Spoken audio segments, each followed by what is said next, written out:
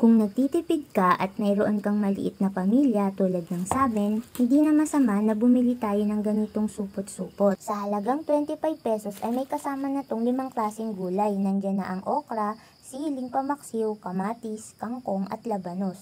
At ngayon nga ay maaga akong magsisinigang na baboy. Ayan, ininit ko lang yan dahil wala nga kaming rep. Nilalaga ko na siya at nilalagyan ng asin. Pagkaraan ay kinabukasan ko na lang iluluto at lalagyan ng gulay.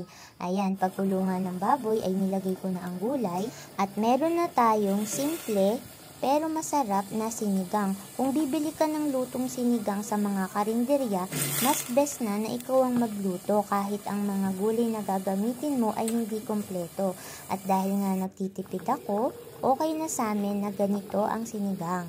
Bali, ang budget ko sa niluto ko ngayon ay umabot lang ng 75 pesos. 50 pesos dun sa baboy na binili ko kahapon na worth 100 pero hinati ko sa 2 lutuan at 25 pesos dun sa gulay. Hindi ko na sinama sa budget yung sinigang mix at mga pampalasa dahil stock naman sa aming bahay at mauulam namin to ng 2 ulaman. O paano ba yan guys? May katulad ba ako na natitipid ngayon? Thank you for watching.